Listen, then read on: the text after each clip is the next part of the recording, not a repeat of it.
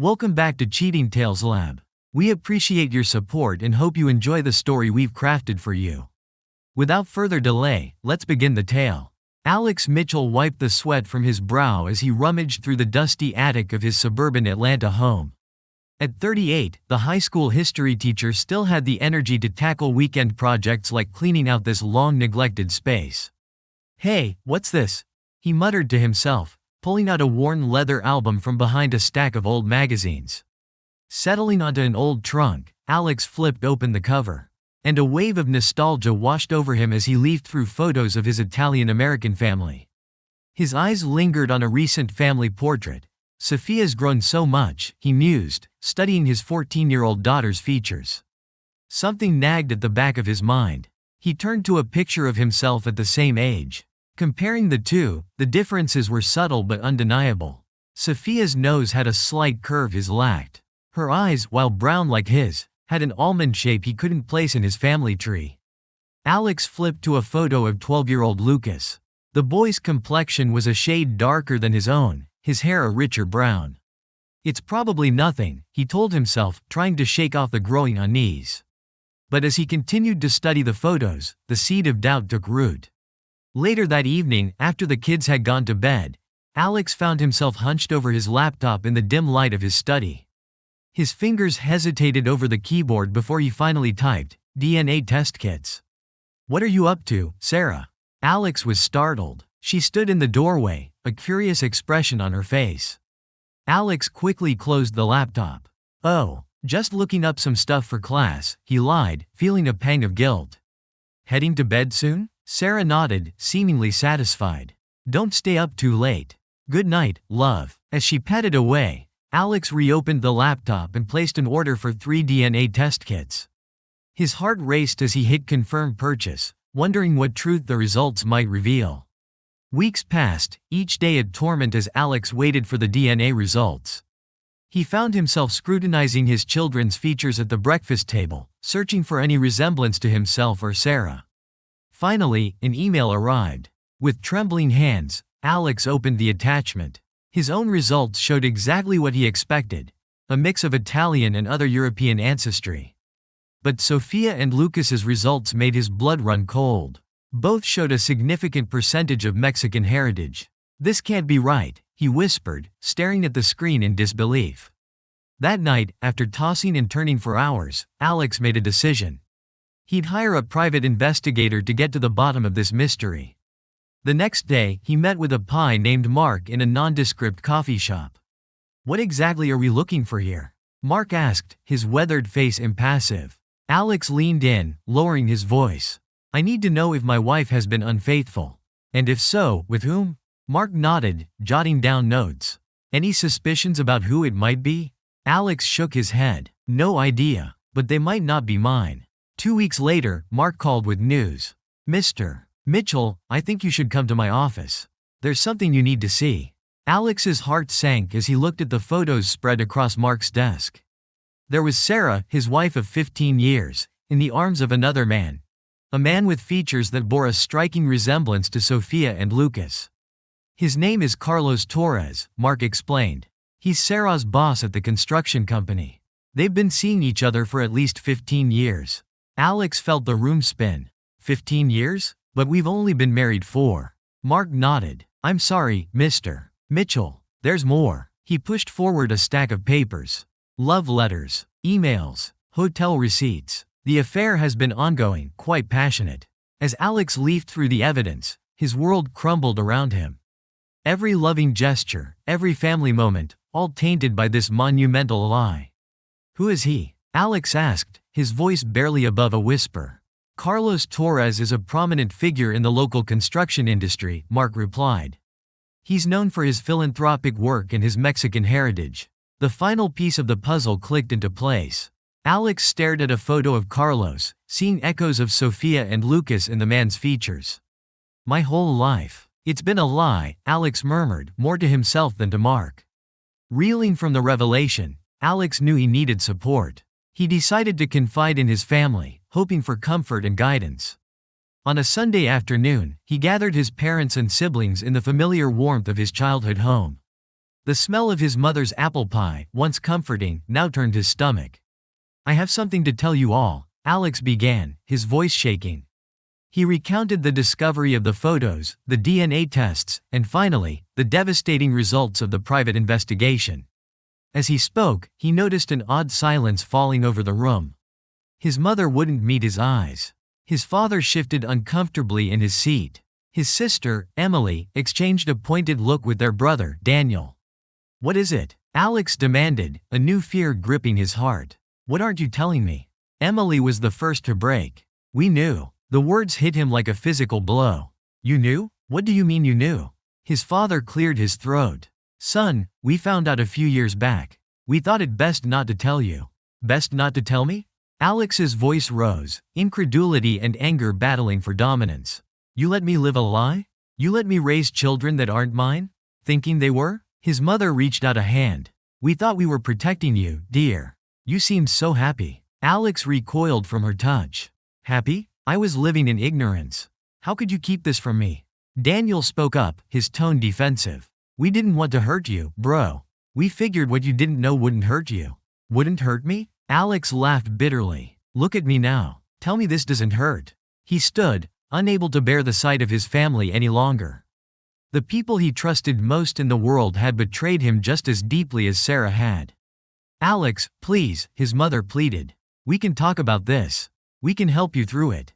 But Alex was already heading for the door. "I don't need your help," he spat. "I don't need any of you." As he stormed out into the fading afternoon light, Alex felt more alone than he ever had in his life.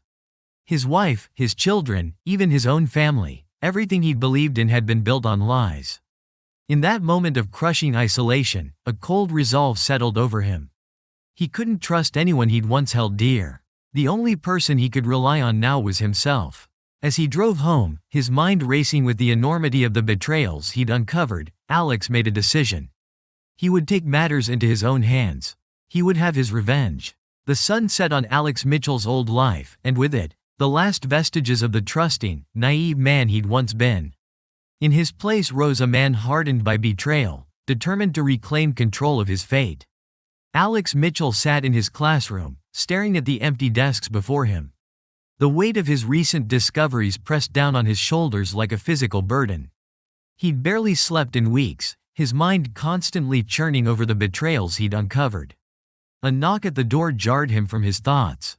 Principal Lewis stood in the doorway, his face grim. "Got a minute, Alex?" he asked, though it wasn't really a question. Alex nodded, gesturing to an empty student desk. Lewis sat, the plastic chair creaking under his weight. "There's no easy way to say this," Lewis began. "But the school board's pushing through a new history curriculum. It's not good." Alex's brow furrowed. "What do you mean, not good?" Lewis sighed, pulling a folder from his briefcase. "See for yourself." As Alex leafed through the documents, his frown deepened. The proposed changes were more than just not good, they were an outright whitewashing of historical events. "This is ridiculous," Alex muttered, then looked up, remembering who he was talking to. "Sorry, but Lewis was nodding. "You're right, it is ridiculous. But the board's under pressure from some big donors. They're pushing this through whether we like it or not." Alex felt a familiar anger rising in his chest. It was the same fury that had been simmering since he'd discovered the truth about his family. But this was something he could fight. "We can't let this happen," he said, his voice low and determined. Lewis raised an eyebrow. "We?" "Alex, I'm sympathetic, but my hands are tied." "The board, screw the board," Alex interrupted. "These kids deserve better. They deserve the truth." For a moment, Lewis looked like he might argue. Then his shoulders slumped. "You're right, but what can we do?" Alex stood, pacing the room. His mind, so recently clouded by personal turmoil, was suddenly crystal clear. "We organize. Teachers, parents, students, we make our voices heard." As he spoke, a plan began to form. It was more than just opposing the curriculum changes. It was a chance to channel all his pent-up anger and frustration into something productive. Something that mattered. Over the next few weeks, Alex threw himself into the fight. He organized meetings, drafted petitions, and rallied support from every corner of the school community. One evening, as he was putting the finishing touches on a presentation for the next board meeting, Sophia poked her head into his home office. Dad, she said hesitantly, can I talk to you? Alex looked up, guilt washing over him. He'd been so focused on the curriculum battle that he'd barely spoken to his kids. Of course, sweetheart. What's up? Sophia sat on the edge of his desk, her feet swinging nervously. Is everything okay? You've been different lately. Alex's heart clenched. He wanted to tell her everything, about her real father, about the lies, about the hurt, but looking at her concerned face, he couldn't bring himself to shatter her world. I'm sorry, he said softly. There's just a lot going on at school, but I promise everything's going to be okay. Sophia nodded, not entirely convinced. Is that why Mom's been crying at night? The question hit Alex like a punch to the gut. He'd been so wrapped up in his own pain and his crusade at school that he hadn't even noticed Sarah's distress. I didn't know she was crying, he admitted. Sophia shrugged. She tries to hide it, but I hear her sometimes. Alex pulled his daughter into a hug, his mind racing. He'd been neglecting his family, losing himself in this external battle. But wasn't that just another form of running away? I'll talk to her, he promised Sophia. And I'm sorry I've been so distracted. How about we have a family game night tomorrow? Sophia's face lit up. Really? Can we play Monopoly? Alex laughed, the sound foreign to his own ears. Sure, kiddo. Monopoly it is. As Sophia bounced out of the room, Alex turned back to his computer. The fight against the curriculum changes was important, but so was his family, even if that family wasn't what he'd always believed it to be. He had to find a balance, and he had to make a decision about what to do with the truth he now carried. As weeks passed, Alex found himself living a double life. By day, he was the passionate teacher, rallying support against the curriculum changes. By night, he was a man consumed by thoughts of revenge. One evening, after putting the kids to bed, he sat in his study, surrounded by financial records and legal documents. The private investigator, Mark, had come through with more than just evidence of the affair. He'd uncovered financial irregularities at Carlos's construction company, potential tax fraud that could bring the whole operation crashing down. Alex's fingers hovered over his keyboard. With just a few clicks, he could send an anonymous tip to the IRS. It would be the first domino in a chain reaction that could destroy Carlos's life. But was that what he really wanted? A soft knock interrupted his thoughts. Sarah stood in the doorway, her face a mask of concern. Alex, can we talk? He nodded, quickly minimizing the windows on his computer screen. Sarah perched on the edge of his desk, her eyes red-rimmed from crying. I'm worried about you, she said softly. You've been so distant lately. Is it because of me? Alex felt a surge of bitter laughter rise in his throat. If only she knew. No, he lied, the word tasting like ash in his mouth. It's just this thing with the school board. It's taking up a lot of my time. Sarah nodded, but her eyes told him she didn't quite believe him. I miss you, she whispered, reaching out to touch his hand. For a moment, Alex almost gave in, almost told her everything he knew, everything he felt. But then he remembered the photos Mark had shown him, the love letters, 15 years of lies. He pulled his hand away. I'm sorry, he said, not meeting her eyes. I need some time. Sarah's face fell, but she nodded. As she left the room, Alex turned back to his computer. The next day, he met with a divorce attorney. The man was known for his aggressive tactics and high success rate. So, Mr. Mitchell, the attorney said, leaning back in his plush leather chair. What exactly are we dealing with here? Alex laid out the whole sordid tale.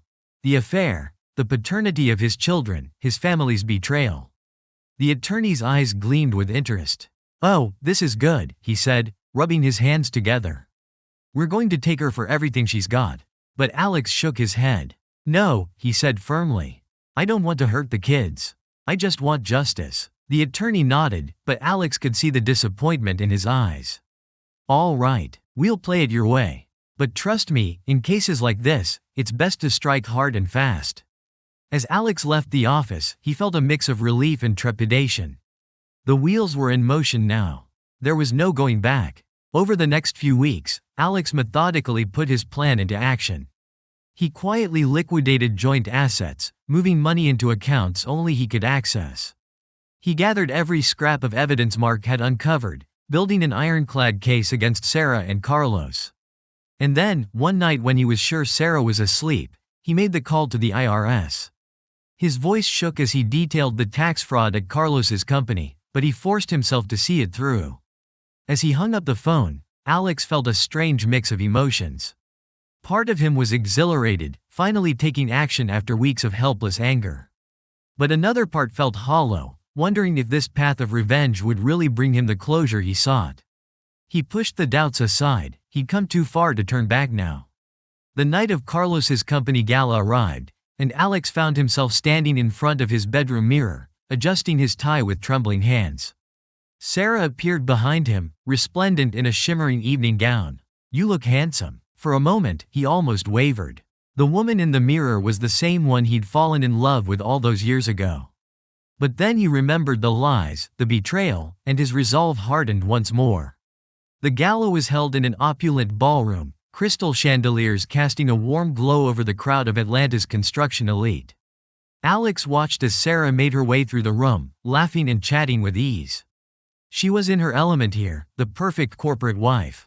And then he saw him, Carlos Torres, resplendent in a tailored tuxedo, holding court near the bar. Alex's fists clenched involuntarily at his sides. This was the man who had fathered his children, who had been sleeping with his wife for 15 years.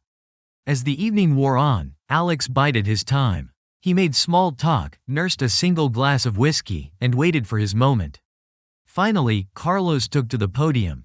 His voice boomed through the room, full of confidence and charm. "Ladies and gentlemen," he began, "I'm thrilled to announce that this has been our most successful year yet. The future of Torres Construction has never looked brighter." The crowd burst into applause. Alex saw his chance. He stood, making his way toward the podium with a purposeful stride. He could feel Sarah's eyes on him, confusion and alarm evident on her face. "Excuse me," Alex said, his voice cutting through the applause. "I have something to add." Carlos's smile faltered for just a moment before he recovered. "Of course, Alex. Ladies and gentlemen, Alex Mitchell, husband of our lovely HR director, Sarah." Alex took the microphone, his heart pounding in his chest. This was it, the moment of truth. "Thank you, Carlos," he said, his voice steady despite his nerves. "I just wanted to congratulate you on your success. It's truly remarkable what you've built here." He paused, his eyes scanning the crowd. Sarah was frozen in place, her face pale. "But I think it's time we were all honest with each other," Alex continued, "about the true foundation of this company's success." He reached into his jacket, pulling out a folder. "I have here the results of DNA tests proving that Carlos Torres is the biological father of my children. I also have evidence of a 15-year affair between Mr. Torres and my wife, Sarah." The room erupted in gasps and whispers. Carlos's face had gone ashen, his knuckles white as he gripped the podium. "But that's not all," Alex pressed on, his voice rising above the din. "I also have documents detailing years of tax fraud and embezzlement at Torres Construction. Documents that are currently in the hands of the IRS and the FBI." The room exploded into chaos. Board members were on their feet, shouting questions. Investors pushed toward the exits, and in the center of it all stood Carlos and Sarah, their carefully constructed world crumbling around them. Alex watched as the company owner, his face purple with rage, stormed up to Carlos. "You're fired," he bellowed. "And you can bet your ass we'll be cooperating fully with any investigation." Sarah stumbled toward Alex, tears streaming down her face. "Alex," she pleaded, "how could you do this?" Alex looked at her, feeling a strange mix of satisfaction and sorrow. "How could I?" he asked quietly. "How could you, Sarah? 15 years of lies. Our entire marriage, it was all a sham." As security began to clear the room, Alex turned and walked away. Behind him, he could hear Sarah's sobs and Carlos's attempts to placate the furious board members, but he didn't look back. Outside, the cool night air hit him like a slap to the face. He loosened his tie, taking deep breaths. It was done, his revenge was complete. But as he stood there, watching the chaos unfold through the ballroom's windows, Alex felt no joy. No sense of triumph, just a hollow emptiness where his anger had once burned. He hailed a cab, giving the driver his home address. As the city lights blurred past, Alex wondered what came next. He'd torn down the lie that was his life. Now he had to figure out how to build something true from the rubble. The morning after the gala, Alex Mitchell woke to a world forever changed. The taste of victory was bitter in his mouth, mixed with the acrid flavor of spent anger and lingering betrayal. He lay in bed, staring at the ceiling, wondering if the hollowness in his chest would ever be filled again. His phone buzzed incessantly. News of last night's confrontation had spread like wildfire through Atlanta's business and social circles. He ignored the calls and messages, focusing instead on the next step in his meticulously planned revenge. At precisely 9 a.m., Alex walked into the offices of Lawson & Associates, the law firm housing Atlanta's most ruthless divorce attorney. Bernard Lawson's reputation preceded him, a shark in a sea of minnows. Known for leaving opposing parties with little more than the clothes on their backs. Lawson's office was a testament to his success, all mahogany and leather. With a view of the city that probably cost more per square foot than most people's entire homes. The lawyer himself was a study in contrasts: expensive suit, cheap haircut, and the hungry eyes of a predator. "Mr. Mitchell," Lawson said, rising to shake Alex's hand. "I heard about last night's performance. Quite the show, I must say." Alex nodded, taking a seat. "I want this done quickly and cleanly, Mr. Lawson. I have all the evidence you'll need right here." He placed a thick folder on the desk. Lawson's eyes gleamed as he leafed through the documents. "Oh, this is good. Very good indeed. With this, we can—" "No," Alex interrupted. "I don't want to destroy her completely. I just want what's fair. And I want the kids." Lawson's excitement dimmed slightly, but he nodded. "Of course, Mr. Mitchell. We'll proceed as you wish." Over the next few weeks, Alex's life became a whirlwind of legal meetings and court appearances. Sarah, backed into a corner by the mountain of evidence against her, hardly put up a fight. Her once immaculate appearance had given way to dark circles under her eyes and a permanent look of defeat. In the end, the judge's ruling was swift and decisive. Alex was awarded full custody of Sophia and Lucas, along with the majority of their assets. Sarah was left with a small alimony payment and visitation rights that felt more like a consolation prize than a victory. As Alex left the courthouse, he caught sight of Sarah slumped on a bench, her head in her hands. For a moment, he felt a twinge of something: pity? Regret? But then he remembered the years of lies, the betrayal that had hollowed out his life, and he walked on without a backward glance. Meanwhile, across town, Carlos Torres was facing his own personal hell. The IRS investigation, triggered by Alex's anonymous tip, had uncovered years of tax fraud and embezzlement. Carlos's once sterling reputation in the construction industry was in tatters.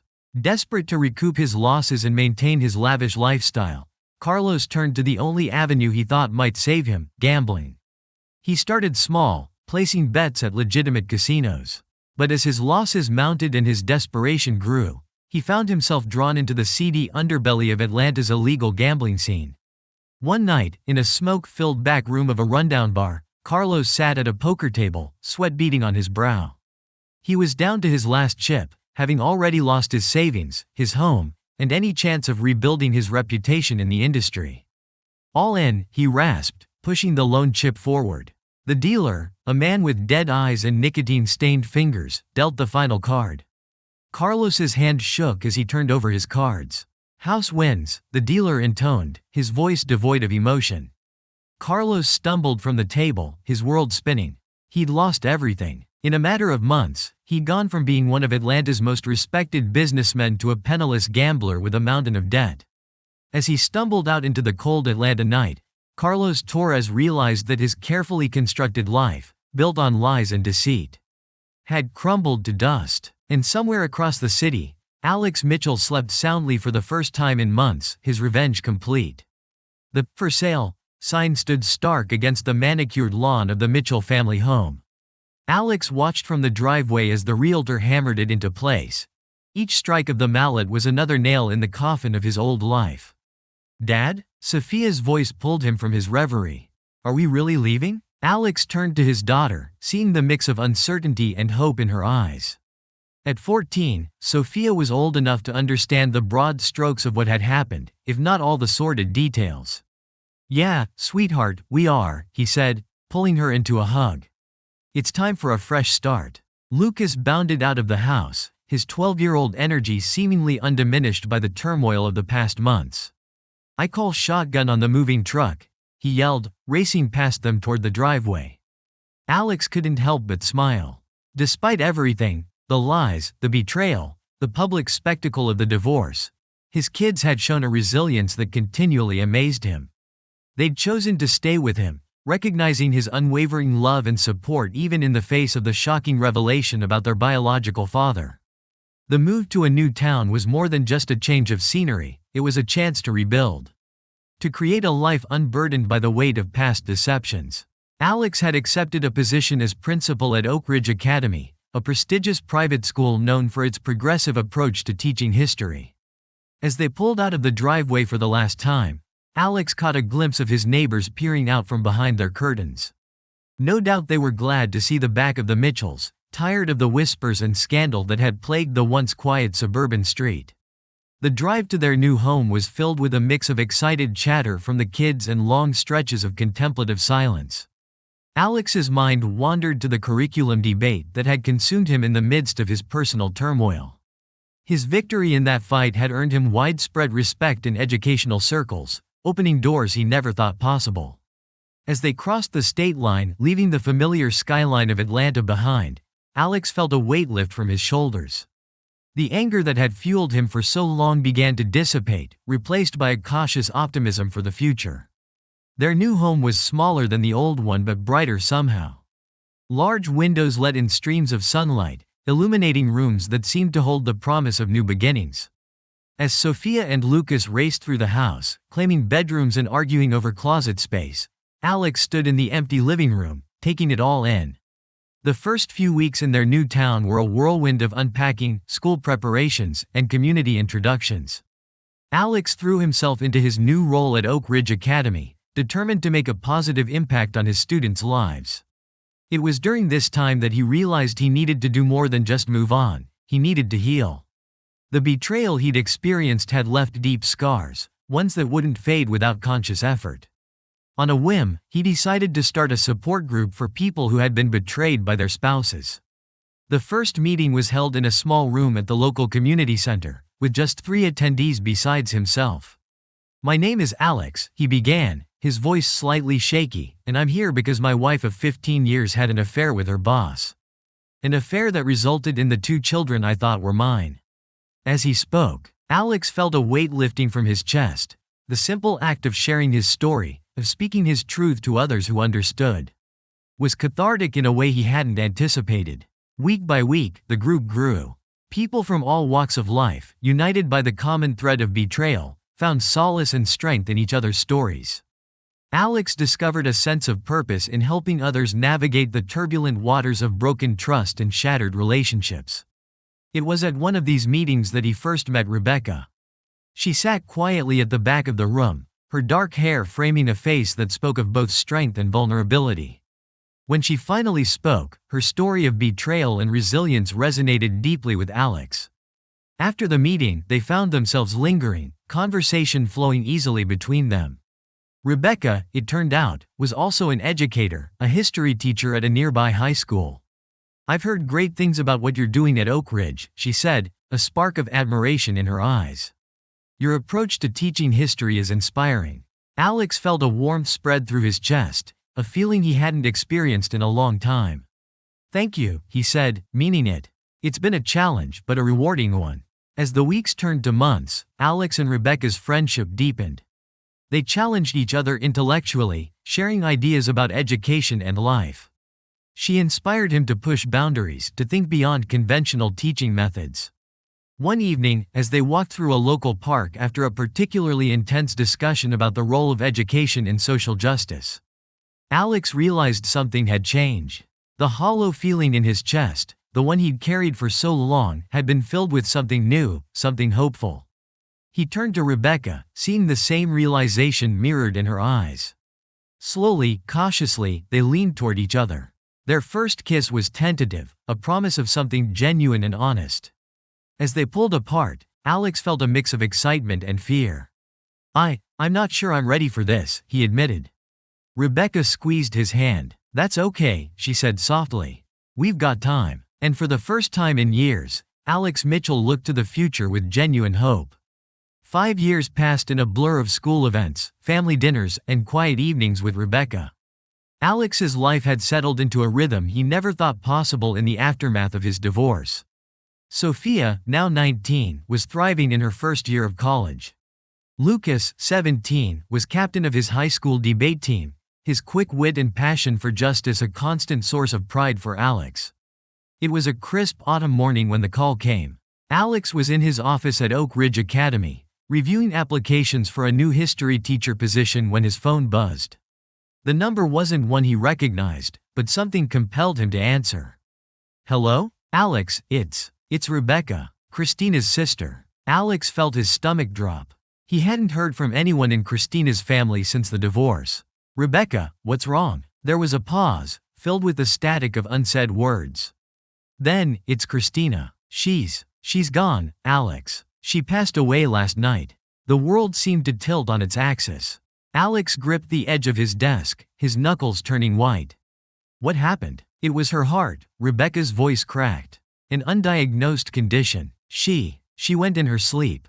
As Rebecca continued to speak, filling in the details of funeral arrangements and legal matters, Alex found himself oddly detached.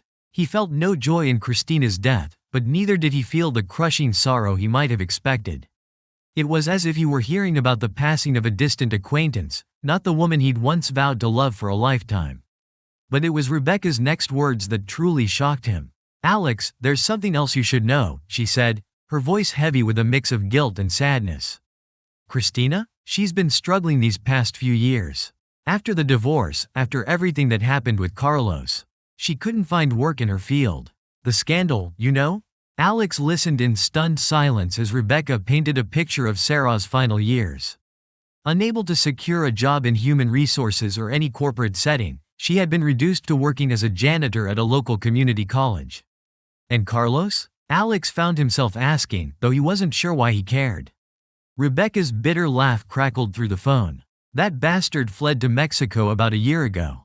Gambling debts, from what I heard. Left Sarah to fend for herself." As the call ended, Alex sat in his office, the silence pressing in around him. The life he'd built over the past 5 years suddenly felt fragile, as if the ghosts of his past could reach out and shatter it at any moment. That evening, he gathered Sophia and Lucas in the living room. Rebecca sat nearby, a silent pillar of support. "Kids," Alex began, his voice steady despite the turmoil in his heart. "I have some news about your mother." He watched their faces carefully as he relayed the information, ready to offer comfort or explanations as needed.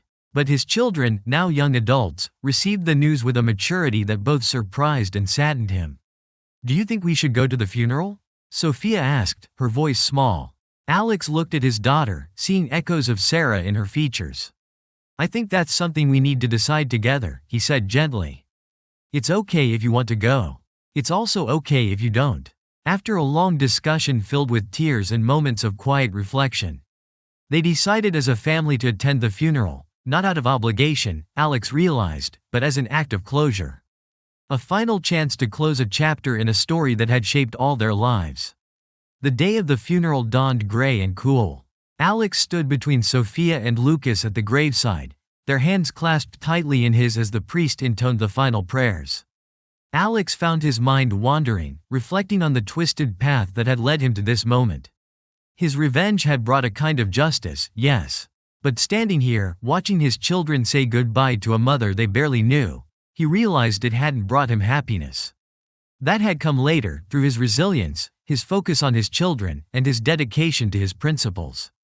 As they turned to leave the cemetery, Alex squeezed his children's hands.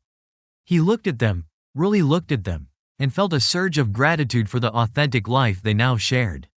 A life free from lies and betrayal, built on a foundation of honesty and unconditional love. They walked toward the parking lot, where Rebecca waited by the car. Her presence was a reminder of the new chapter in their lives, one built on trust, integrity, and the unbreakable bonds of chosen family. As they drove away from the cemetery, leaving behind the last physical tie to their old life, Alex felt a sense of peace settle over him. The road ahead was uncertain, but he was no longer afraid of the journey. He had his children, he had Rebecca, and he had a life built on truth. The ghosts of the past would always be there, lingering in the shadows of memory, but they no longer held power over him. Alex Mitchell had faced his demons, weathered the storm of betrayal, and emerged stronger on the other side. As the car turned onto the highway, heading home, Alex looked in the rearview mirror at Sophia and Lucas. They were engrossed in quiet conversation, their heads bent together. In that moment, he knew with absolute certainty that despite all the pain and heartache, he wouldn't change a thing. For it was through those trials that they had forged a new family, one bound not by blood or false promises, but by choice, by love, and by an unwavering commitment to honesty. The future stretched out before them, a blank canvas waiting to be painted with new memories, new triumphs, and new love. And for the first time in a very long time, Alex Mitchell was truly, deeply happy. This is where our story comes to an end. Share your thoughts in the comment section. Thanks for your time. If you enjoyed the story, please subscribe to this channel. Click on the video you see on the screen, and I will see you there.